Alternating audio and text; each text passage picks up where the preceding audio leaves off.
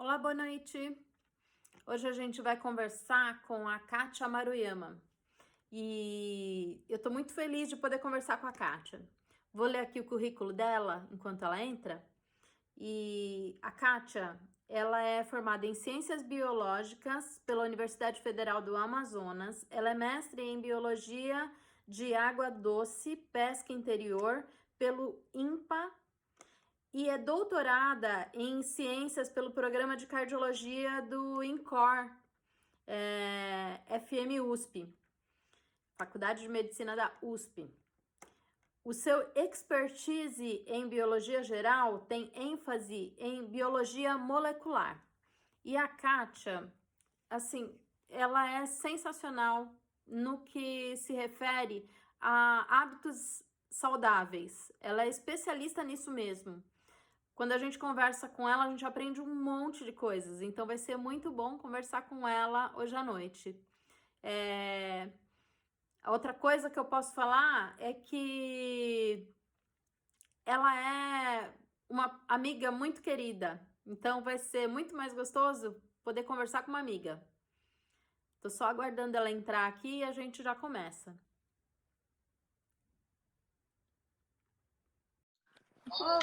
Oi, deu certo. Oi, boa noite. Boa noite, Catinha. Como você está? Tudo bem? É que eu estava tentando entrar pelo laptop, eu acho que não deu certo. Não deu certo. O Instagram tem dessas. O Instagram é um app que gosta de celular. Ele não gosta do computador. Ele só mostra algumas coisas pra gente lá. Aí consegui agora, pelo celular. Muito bom poder te ver. Estou muito lisonjeada de poder fazer a live com você, porque eu sei que você é uma pessoa que não gosta das câmeras, mas que aceitou mesmo assim. Para mim é realmente lidar com câmeras, eu tenho uma certa, digamos, timidez. Eu, com o meu excesso de cara de pau, não é que eu goste das câmeras, não, mas eu gosto de falar, gosto de me comunicar, então as câmeras são minha ferramenta. Então eu utilizo como ferramenta, por isso. Mas não é que eu sou fã, não, nem acho fotogênica, nem gosto muito. É Mas só por isso. agradeço pelo convite e realmente foi com todo carinho que aceitei o teu convite de partilhar um pouquinho, né, a experiência que a gente tem vivido e diante de todas essas mudanças, né? Ô, Kátia, antes de mais nada, eu comecei lendo seu currículo aqui. E você tem um currículo muito legal. Seu currículo é belíssimo. Como é que você voltou a um currículo desses de biologia, tarará, voltado para vida saudável, para pensar nisso e aprender a esse respeito? O que aconteceu para você decidir estudar este tipo de assunto? É que, na verdade, assim, o meu namoro com estilo de vida, ela já perdura um caminho de 24 anos, né, digamos assim.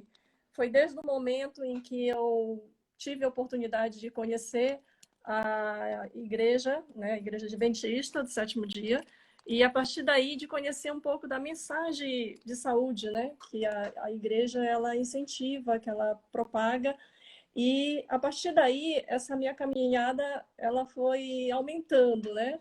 Então eu iniciei começando pela retirada da carne vermelha e retirada de refrigerantes, isso em 1996. Uau!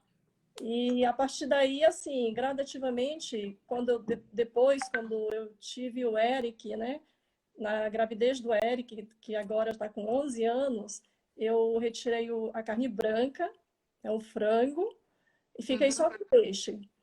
E o peixe, eu fiz a retirada dele em 2013, quando nós iniciamos o estudo Advento.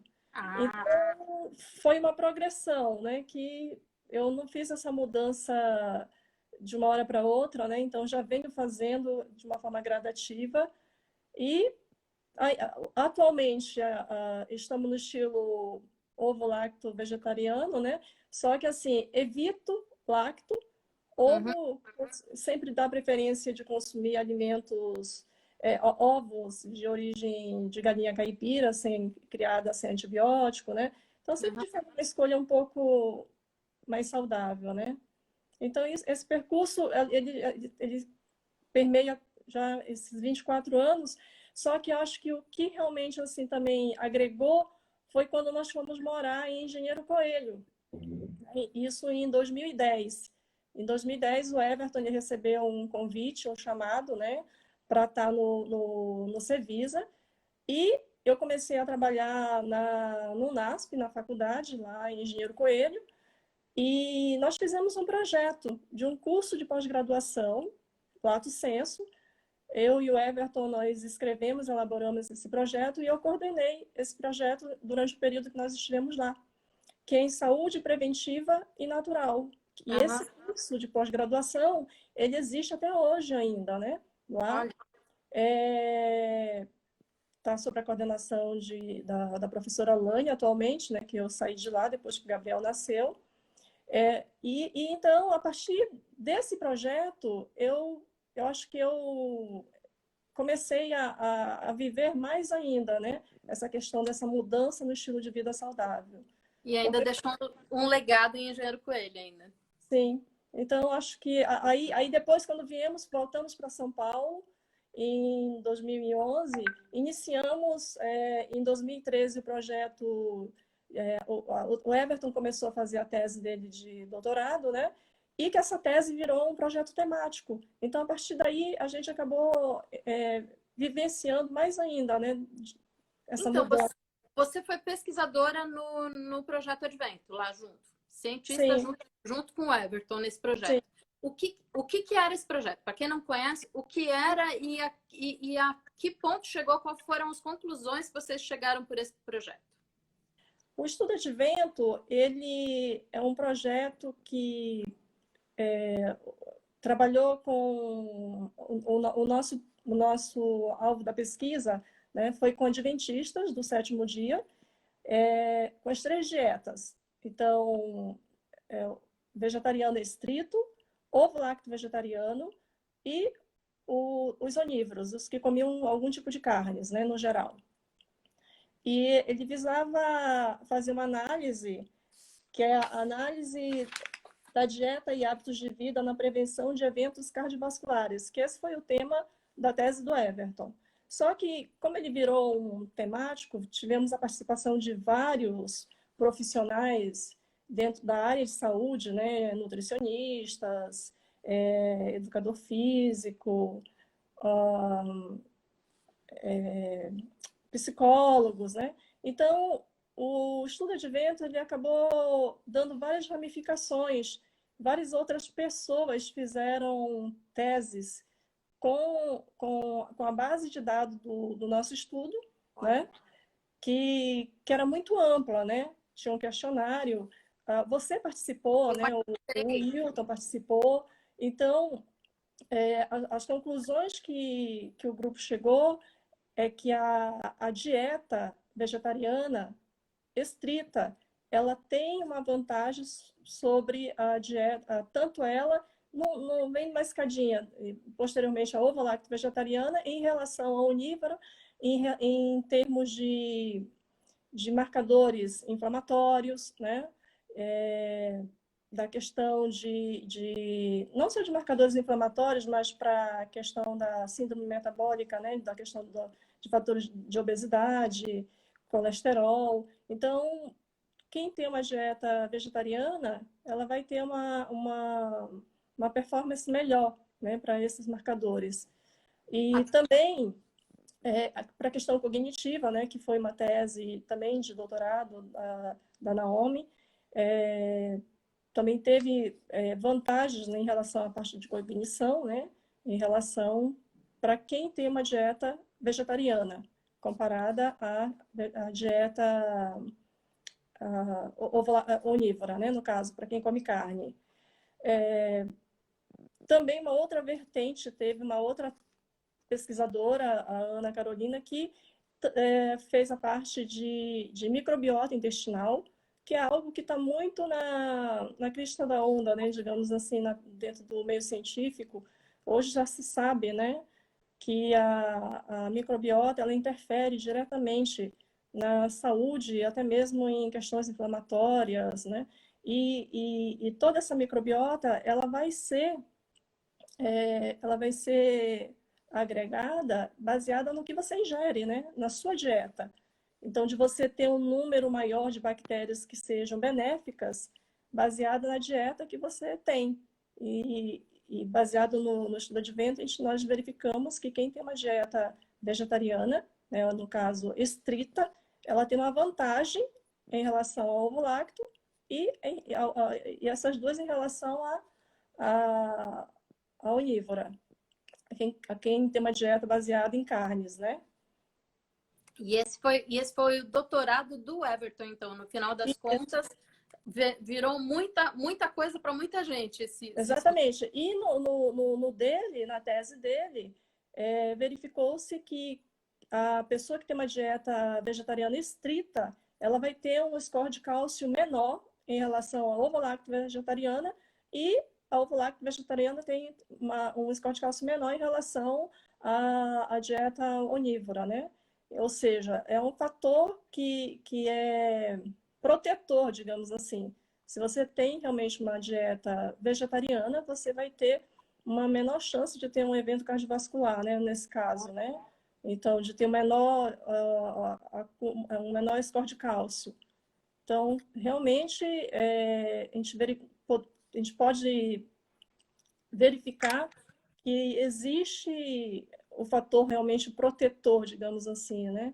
Para se você adquire, você faz a opção de ter uma dieta vegetariana, mesmo que seja a ovo-lacto vegetariana, né?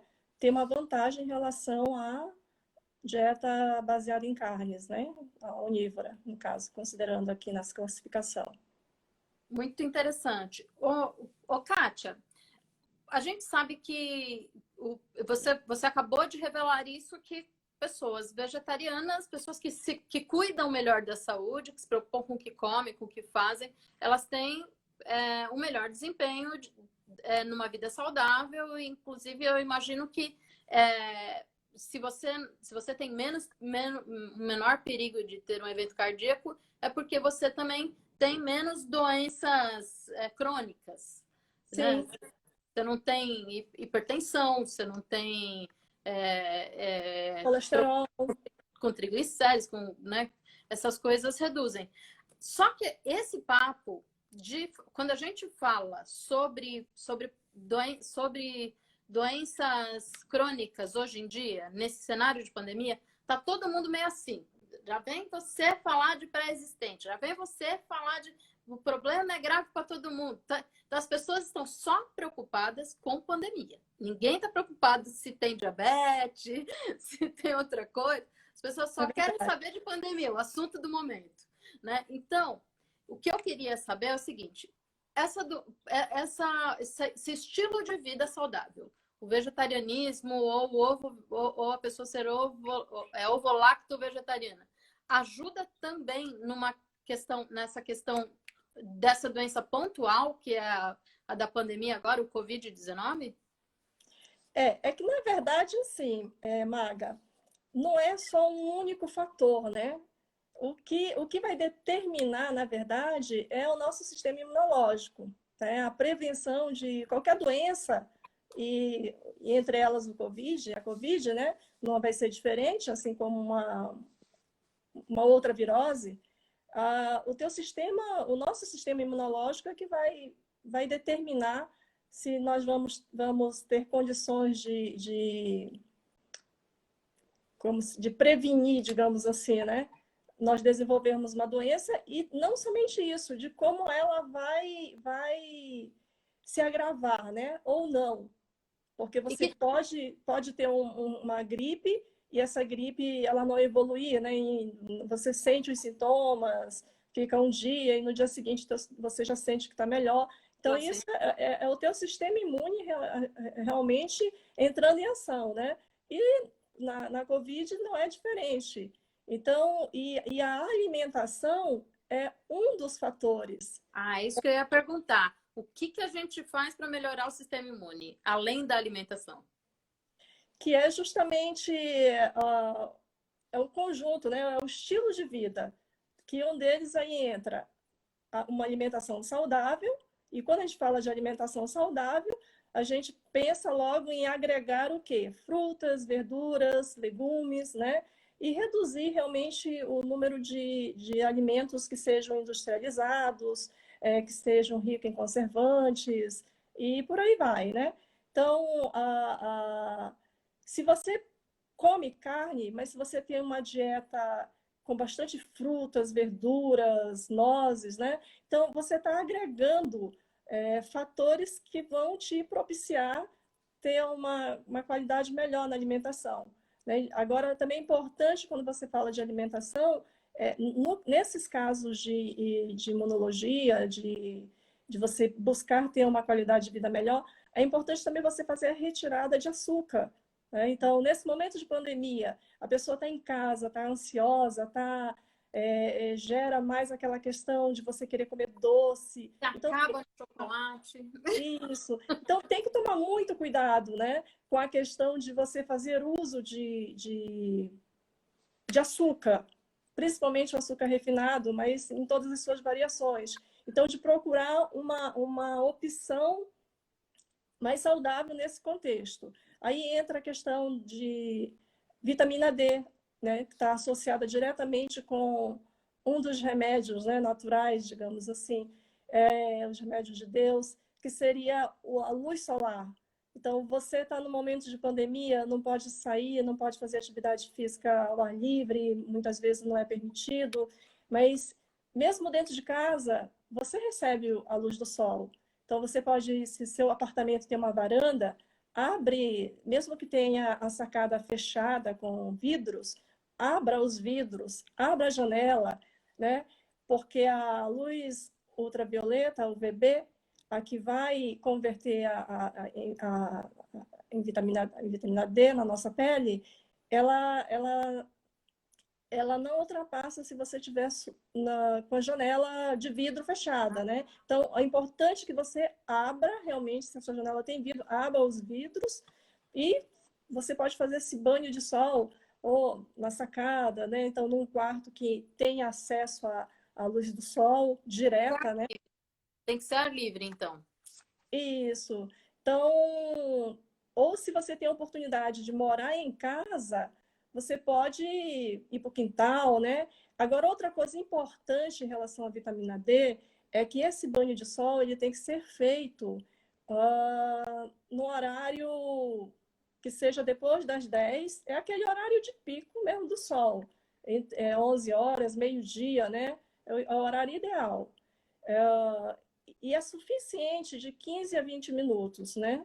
Não precisa mais do que isso, a não ser que tenha uma relação, se você tem a pele mais escura, você tem que ficar um pouco mais, que você tem mais proteção, né? Em relação à melanina. Mas se você não tem a pele clara, de 15 a 20 minutos diários é suficiente. E tem que ser sem filtro solar. Essa também é outro fator importante. Que se você tiver com filtro solar, não vai adiantar. O que você pode fazer? Protege o rosto, né? Passa o filtro solar no rosto, que é a região mais delicada, né, do corpo, e expõe a maior parte que você puder, né? Se você está em casa, coloca um short ou coloca até mesmo uma roupa de banho, né? De praia. Se você está dentro de casa, numa varanda ou no quintal, então quanto maior parte você conseguir expor do seu corpo é melhor, tá? Para fazer esse banho de sol. E é de graça, né? Então, quem está tendo essa dificuldade, é interessante dosar o nível da vitamina D, né? Se for o caso, fazer a suplementação. Então, isso é muito importante, que hoje se a ciência fala que ela está relacionada não somente com a questão da imunidade, né? Mas também com a questão até mesmo cognitiva, neurológica, além da questão da absorção do cálcio, né? Para os ossos, saúde dos ossos. Então, ela tem N atuações. A gente chama de vitamina, mas na verdade ela é um hormônio, né? A vitamina D. A outro fator é a questão da água. Quão importante é você tomar água? né? Então, ajuda muito na questão também de você ter uma saúde de qualidade, né? Na questão do nosso corpo. O nosso organismo ele é constituído em torno de 60%, varia de cada, dependendo da faixa etária, né? Mas entre 60% e 65% de água. Então, você imagina, se você não ingere esse líquido na quantidade certa, como isso vai afetar na nossa fisiologia, na nossa homeostase celular, né? E essa água, ela também, tudo tem a questão da moderação, da temperança, né? A água, ela é importante, você tem que tomar, não pode ser de menos, mas também não pode ser exagerado, né? Então, Ah, tudo tem um equilíbrio. Então, água existe demais pode ser ruim. também, né? Se você toma 5 litros de água por dia, vamos supor, faz bem, você exagera, vai sobrecarregar o seu rim. Ele não vai dar conta, né, de fazer de filtrar toda essa quantidade que você está ingerindo, então você sobrecarrega os rins. Então, existe um cálculozinho, né, bem básico, que se você pegar o seu peso corporal, né, e multiplicar por 35 ml, que seria mais ou menos essa quantidade que você teria que ingerir. Vamos supor, uma pessoa mais ou menos de 60 quilos, se você multiplica por 35, se você converter para litros, né, então 0,035 vai dar em torno de 2 litros e 100 ml, que essa pessoa teria que ingerir por dia, né, de água. Então, tem mais ou menos essa relação, né? Se você quer saber, é só fazer essa continha, bem fácil, né? Que aí você sabe mais ou menos o quanto por dia você tem que ingerir de água. Agora, também tem relação, por exemplo, quem faz atividade física mais intensa, ela tende a uma necessidade maior de água, né? Ela, Então, ela ela vai ingerir mais. Sim, se é verão, né? Se também o clima também ele acaba influenciando também, né? Então Ô, tem. Kátia, e a água tem que ser água, ou, por exemplo, quem gosta de tomar chá e nesse inverninho tá tomando chá o dia inteiro. Ó, Funciona ou não, pode? o ideal é a água mesmo, né? Você toma água e os outros líquidos, eles seriam a mais, né? A mais. É, mas a água realmente ela é fundamental, né? Então, você pode até tomar o chá, mas é importante você começar a ter o hábito de agregar a água realmente no. E tem mais um detalhe importante que eu ia esquecendo. E ela também tem um período que você tem que tomar. Então, tem muitas pessoas que falam assim: eu gosto de tomar água durante o almoço, durante a janta. Então, isso não é aconselhável, né? Durante a refeição, o ideal é você não ingerir nenhum líquido, né? E essa água, então, em que momento que você vai tomar? Você vai tomar entre as refeições. Então, mais ou menos de 60, de 1 hora, 2 horas após a sua refeição, dependendo do que você comeu, aí você começa a ingerir essa água de uma forma fragmentada, né? Naquele período, até 20 minutos antes da sua próxima refeição. Ou seja, durante a manhã, você tomou um de jejum às 7 horas da manhã. Então, a partir das 9 horas, você vai começar a ingerir essa água. Aí, quando for 20 minutos para você almoçar, você para de tomar. Uhum. Por que que é importante você não ingerir água durante a refeição?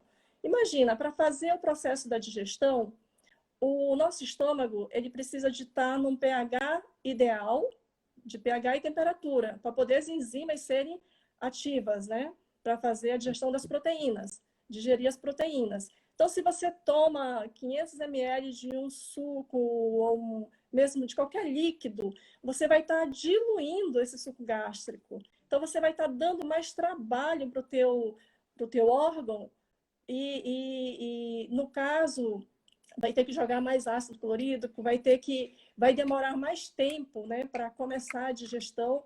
Aí surge aqueles problemas de fermentação, de gases, porque demorou muito tempo para digerir. Aí, às vezes, tem pessoas até que falam, nossa, eu almocei, parece que o almoço ainda está no estômago, já está no meio da tarde.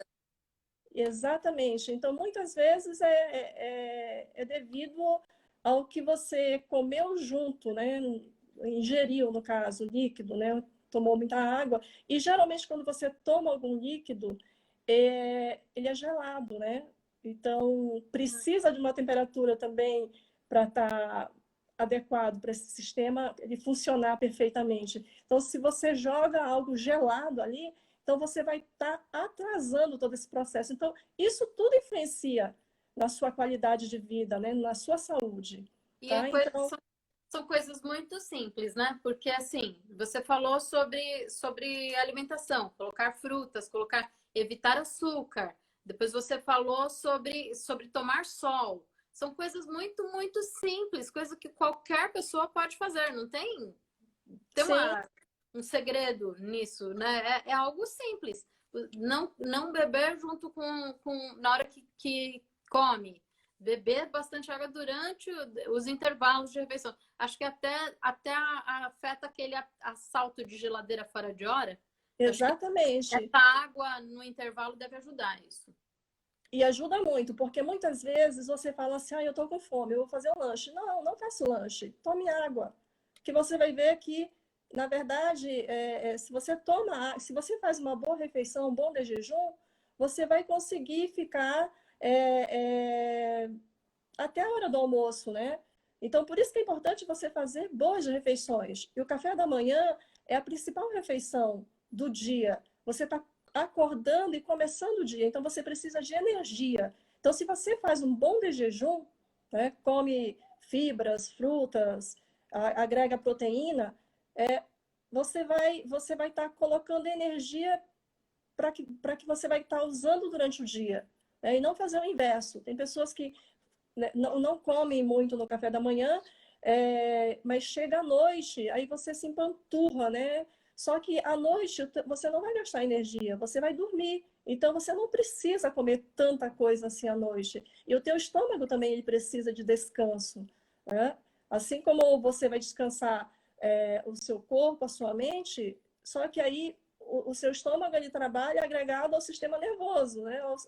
Então aí você acaba não dormindo bem. Então, aí vira uma outra coisa, puxa Outro problema. um outro problema. Vai criando Então, um em cima do outro.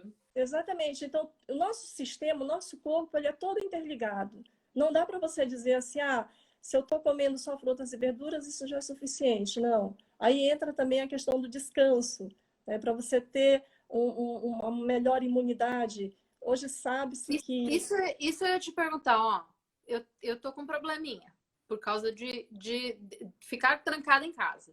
Comecei a trocar tudo já. Porque a gente trabalha em casa, a gente fica trancado sim, em casa, eu tô trocando tudo. E aí, chega na hora de dormir, não tenho sono. Eu vou deitar e não tenho sono. E demora, viu, para pegar no sono. E muitas vezes, no começo da pandemia, eu acordava às 4 da madrugada. Agora eu tô indo dormir e não pego no sono. Vai até 2 horas e não pego no sono. Tem muita gente que está nessa situação. Que não dormir legal e tem horário para dormir certo? Como que dormir afeta a saúde? Ou a imunidade até? é uma boa pergunta, Magda. Então, o ideal é você dormir pelo menos 8 horas, né? Durante a noite. E esse horário é importante? É importante. Por quê? Porque, digamos assim, que o nosso sono reparador para a questão imunológica, ele vai ocorrer exatamente na primeira fase.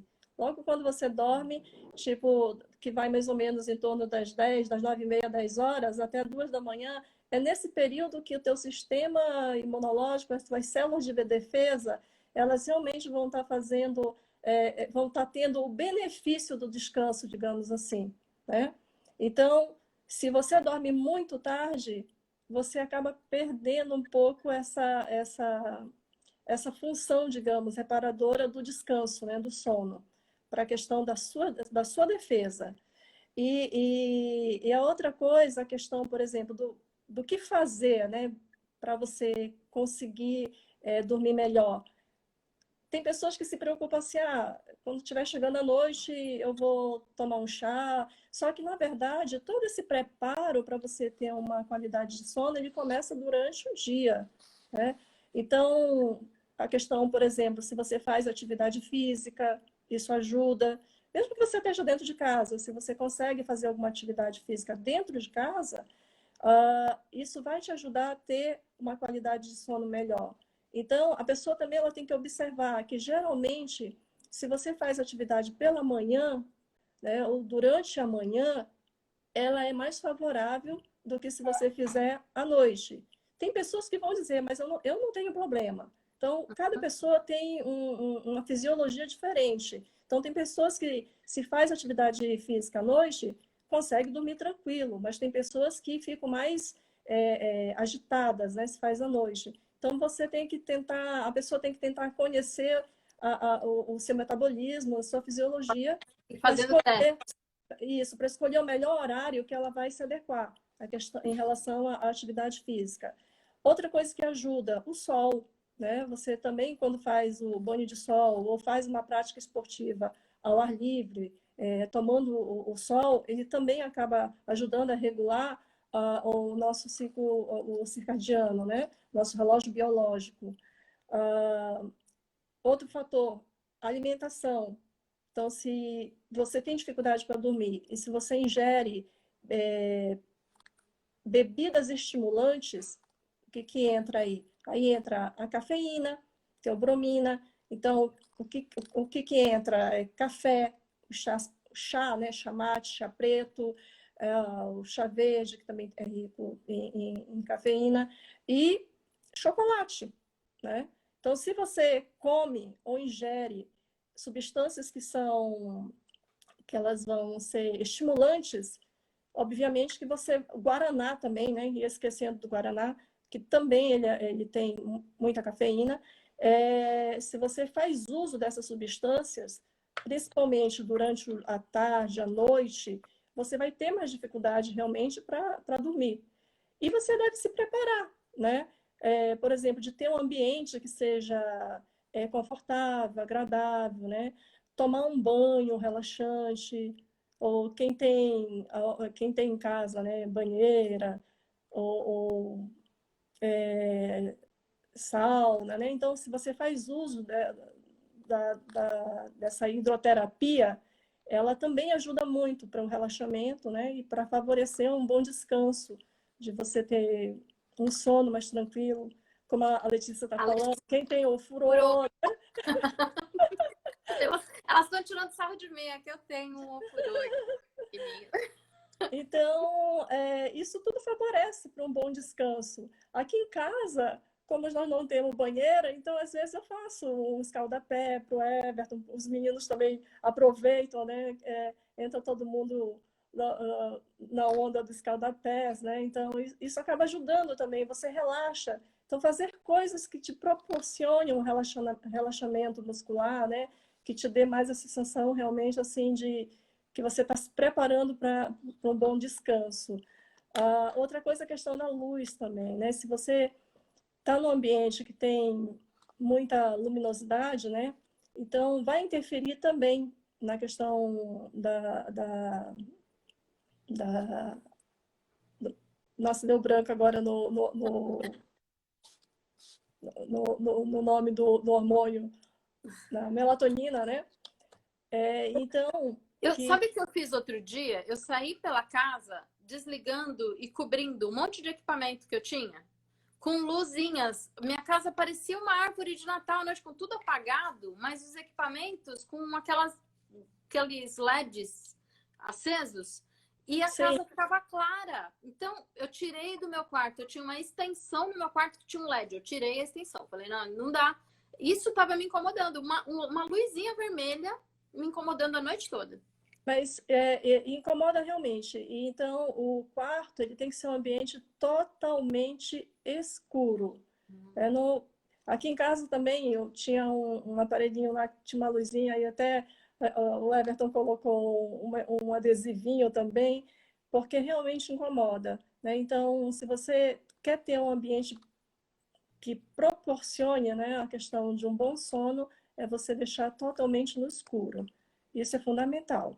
Então, tem a questão do ambiente, de todo esse preparo. E tem o uso de chás, né? Os chás que são considerados calmantes, que tem tantos, como, por exemplo, a camomila, a valeriana, tem o chá de aquele é o cidreira, né, erva cidreira, maracujá. Então, são chás também que ajudam a relaxar, né, calmante.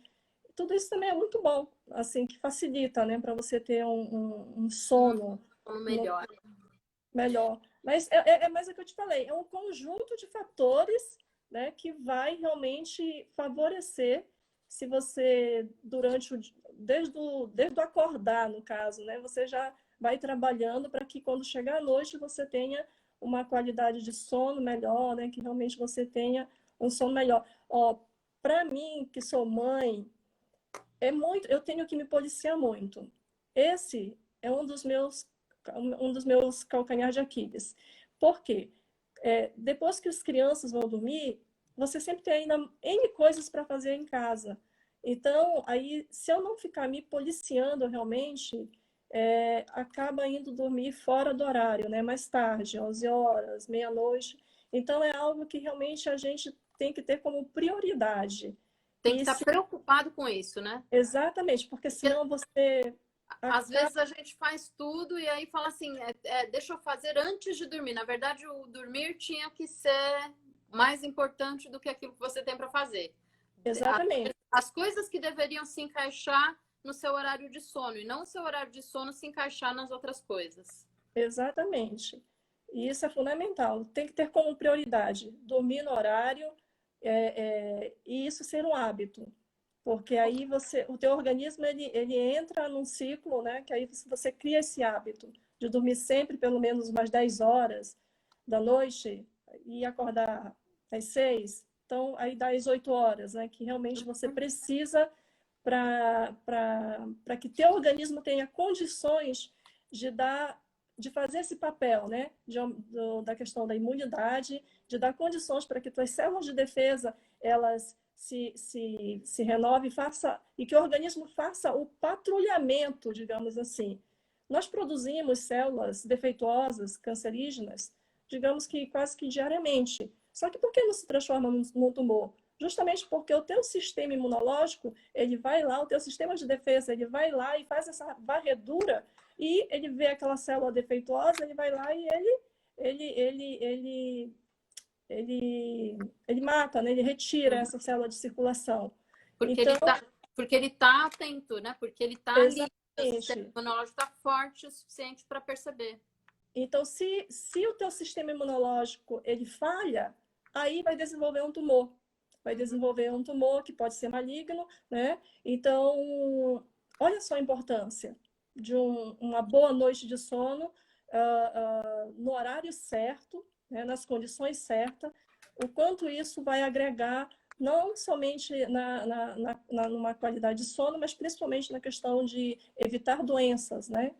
E isso serve também quando você está com viroses, né? Então, se você está com uma virose, então você dá condições do seu sistema imunológico no descanso, no dormir cedo, no horário certo, realmente de combater aquele invasor, né? Aquele vírus. Vocês tiveram, né? Vocês tiveram a virose. Como é que foi aí com vocês? Sim, então, aqui nós quatro testamos positivo, né, para o Covid. Inicialmente foi o Everton, ele que está na linha de frente, trabalhando nas UTIs.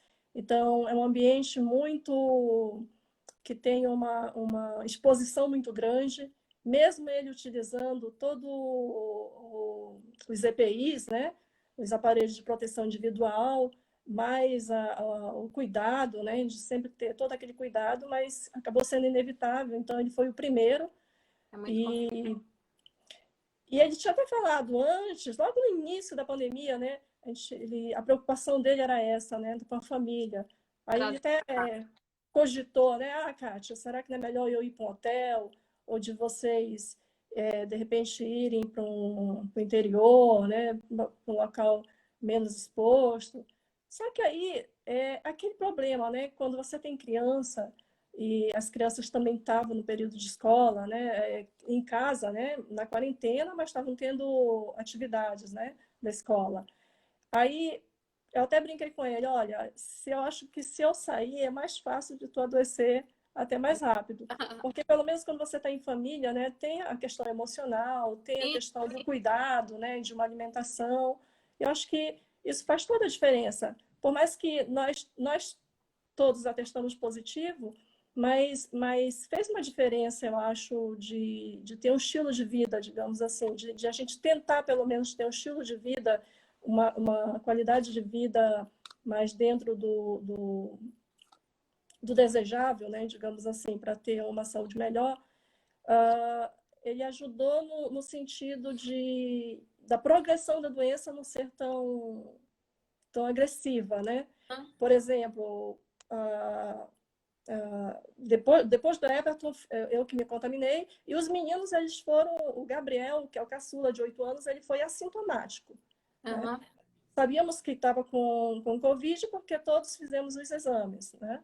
Mas ele não apresentou sintoma nenhum, que geralmente para crianças, né, é esse perfil.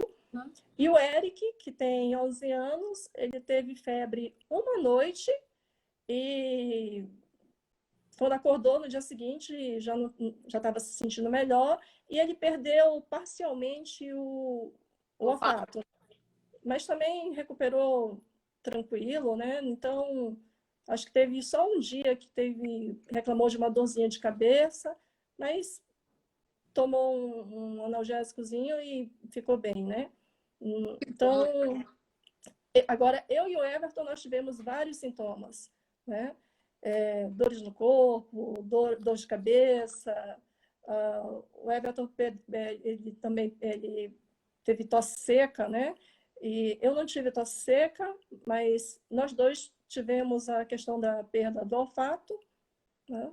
Mas, graças a Deus, assim, nós sentimos realmente, através do cuidado dos amigos, da questão das orações, que Deus,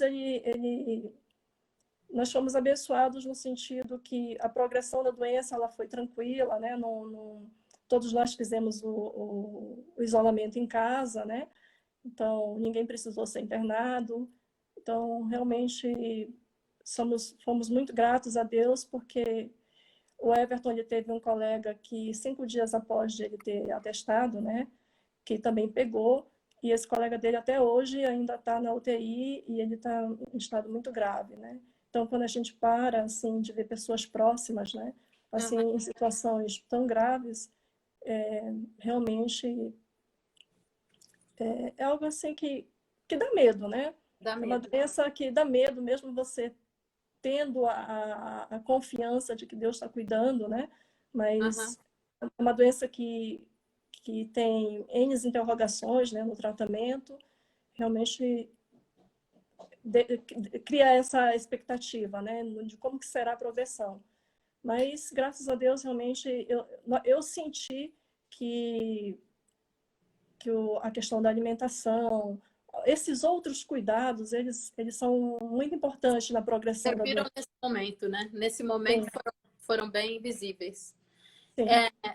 Kátia, vocês têm hábitos saudáveis, são vegetarianos, ovo-lacto vegetariano, como você falou, e você tem duas crianças. Como é que é manter esses hábitos com dois garotinhos?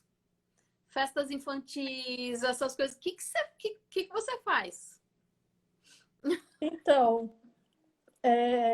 a questão em casa, desde que eles eram pequenos, eu sempre estimulei muito a questão das frutas, verduras. Então, na verdade, o paladar da criança, ela inicia quando ainda a mãe ainda está no ventre da mãe, né? Uhum.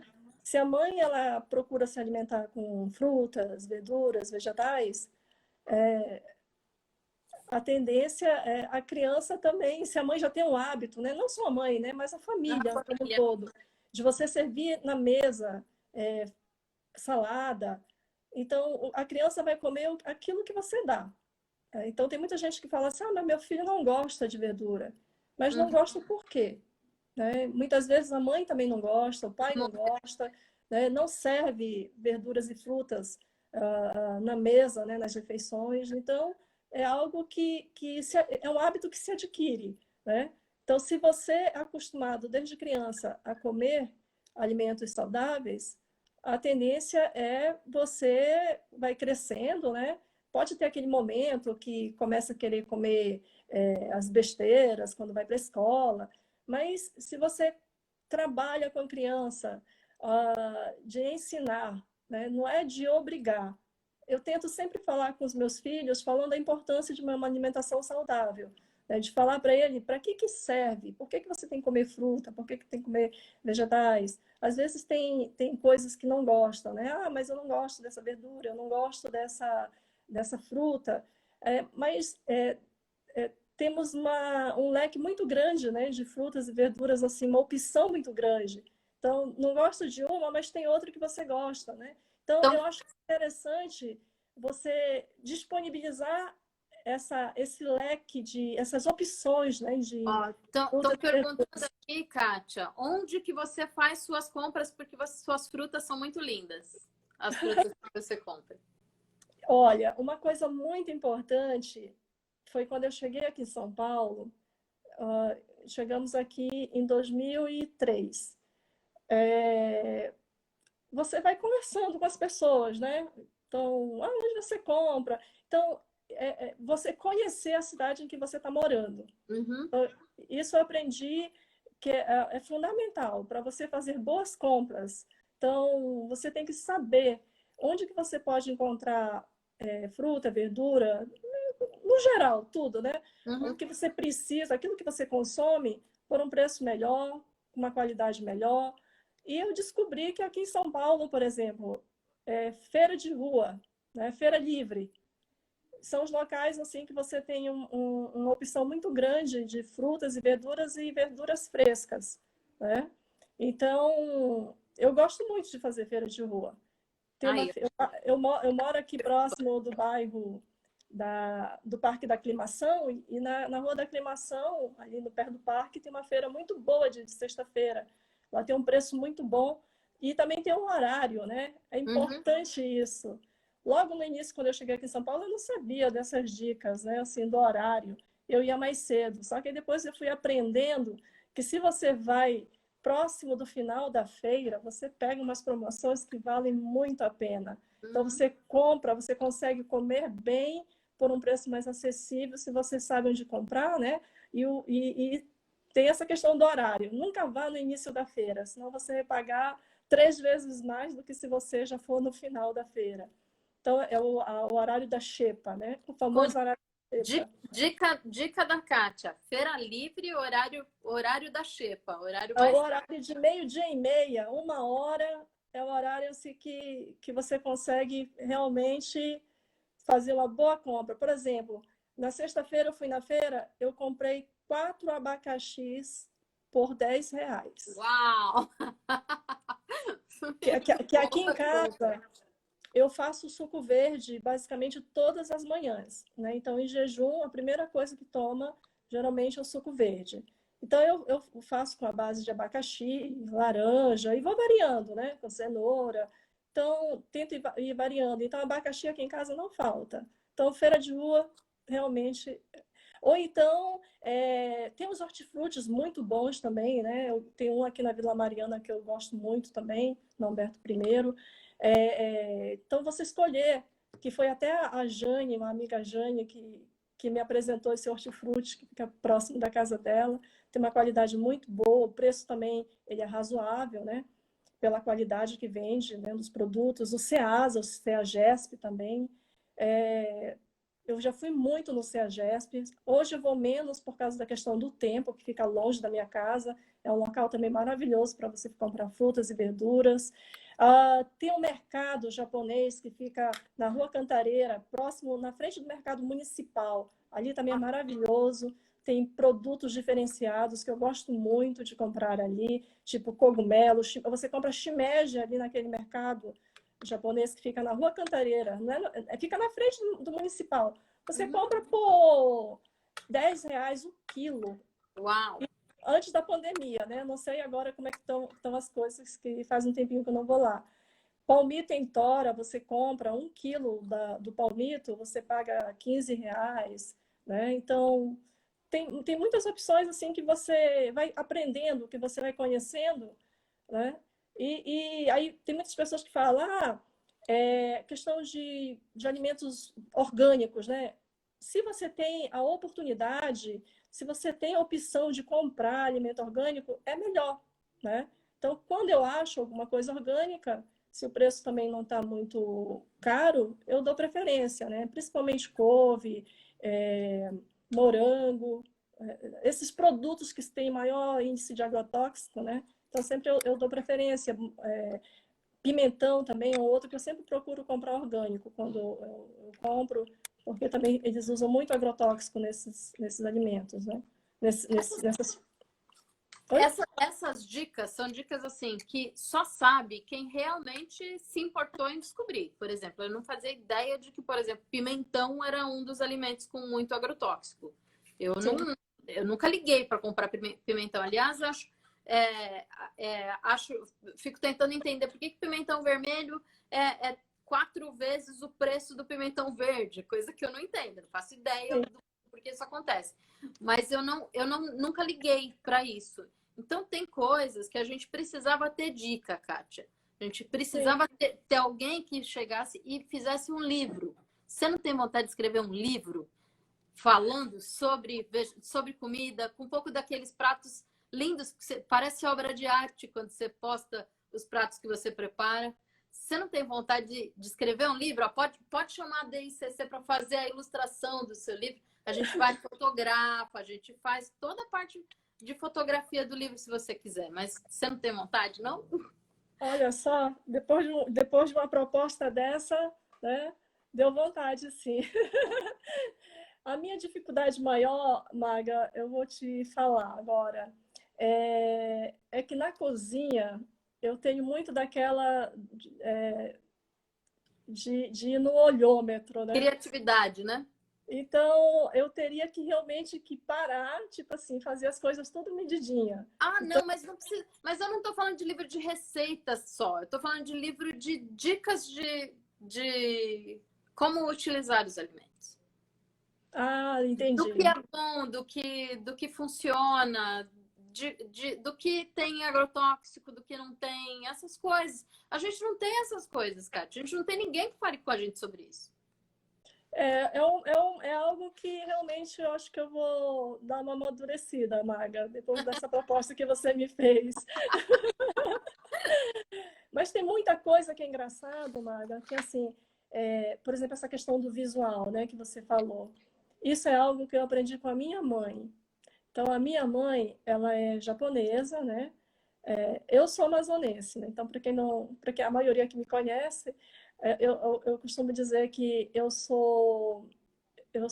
as peças vieram do Japão, né? Mas a montagem foi na Zona Franca de Manaus. Muito bom. Mas assim, essa questão da comida, de ter uma apresentação visual, a minha mãe, ela sempre fala que o alimento que é servido à mesa, ele tem que ser bonito, né? Tem que ser bem apresentado. Além de ser gostoso, não pode ser feito de qualquer jeito, né? Ele tem que ter, você tem que olhar para a comida e você tem que sentir vontade de experimentar. E isso foi algo assim que, quando eu estava na faculdade de Ciências Biológicas, lá no Amazonas, na aula de fisiologia, o professor de fisiologia ele começou a falar, a explicar a questão da parte do sistema digestivo, né? Que a digestão ela começa, na verdade, quando você sente o cheiro, né? Então, quando você sente o cheiro, o aroma, e quando você visualiza o prato, você já não sente assim a boca enchendo de saliva, né?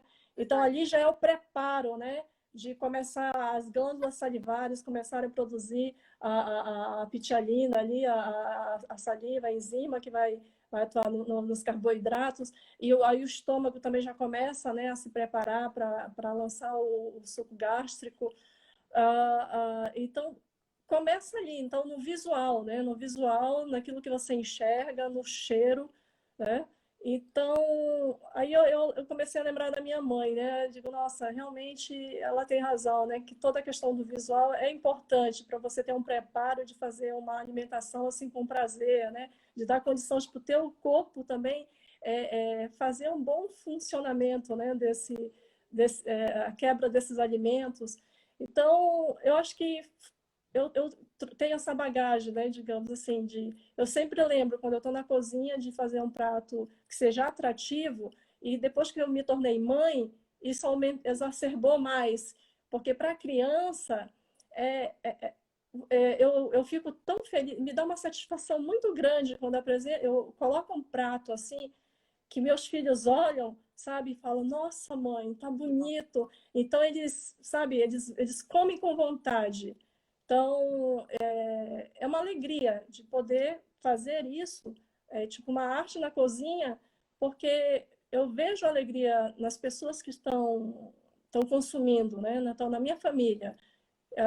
Isso faz diferença também, de você servir um alimento de qualidade, bem apresentado para a criança, estimula o hábito de comer verduras e frutas. Porque se você brinca com comida, né, você faz uma salada colorida, ou você coloca um prato divertido, digamos assim, a criança vai comer com mais prazer. Então, às vezes, ela come, tipo assim, mas eu não gosto muito disso, mas, sabe, tá ali na composição daquele prato, acaba comendo, né? Eu me, Então, eu, me, eu me lembro do Gabriel, pequenininho, com um tomate cereja em cada mão. E querendo, e olhando para o prato de tomate cereja, querendo mais. Então, assim, enquanto qualquer criança quer doce, ele estava fissurado num tomate cereja. Isso me impressionou e ele era bem pequeno, ele já está com 8 anos, né? já está com 8. Então, ele era bem pequeno, devia ter uns 2, sei lá. Então, os meninos, eles impressionam como eles realmente gostam das comidas. Não é assim, nem é forçado, eles gostam mesmo. E até hoje eu tenho que tomar muito cuidado com o meu primogênito, né? Ah, é? Ele é especialista em assaltar minha geladeira os tomatinhos. Então Ah, ele... eu tenho que tomar muito cuidado com ele. Eu até falo, olha, não pode comer fora de hora. Brinco com ele, né, assim, mas é uma alegria de saber que pelo menos estou procurando algo saudável na geladeira, né? Então, e a questão, e voltando àquele tópico, a questão de aniversário, que você falou em festa, né? Eu procuro sempre falar para ele assim, ó, filho, eu te retirei o chocolate, o cacau, né, da minha dieta, porque eu já fui chocolatra, né? Então, no passado, eu tive um sério, tipo assim, o chocolate para mim era um problema. Se eu comprasse uma barra de chocolate daquelas da grande, do supermercado até chegar em casa, a barra era, era comida, né? Uhum. Então, eu não tinha, digamos assim, maturidade, né? Tem pessoas que come um pedacinho e pronto. Não, eu era aquela que, se eu tinha, eu comia tudo. Então, eu vi que isso não era um hábito que era bom para a minha saúde. Que realmente, e quando eu me tornei mãe, veio essa preocupação. Então, a partir daí, realmente, eu retirei. E para mim, não funciona aquela questão de dizer, de comer com moderação. Eu tive realmente que retirar. Era algo que realmente me fazia mal, né? Eu não tinha o controle, digamos, de ter a moderação. Então, eu retirei o chocolate, que para mim era um grande estimulante, né? Digamos. Ele é rico em teobromina, então, que é um estimulante, né, em cafeína. Então, no caso, eu tento trazer isso para eles, né? De não dar E nada de chocolate. explicou para eles o que acontece. Sim, eu sempre falo o porquê, né? Não é simplesmente Uhum. você retirar, mas sempre Sim. explicar o porquê. O porquê que não é saudável, né? Que tem opções que sejam mais saudáveis. Então, nesse caso, eu tento colocar para eles assim, de fazer uma opção, né? Não somente de retirar, mas Uhum. você tem que fazer um doce, Você tem que fazer alguma coisa que substitua, digamos assim, para aquele prazer que eles tenham. Então, em aniversário, o que eu deixo eles comerem, assim, como nós somos Kátia, a gente, vegetarianos, a gente tá em contagem regressiva aqui, ó. Vão derrubar a gente em 10 segundos. sim. Kátia, papo muito bom. Adorei.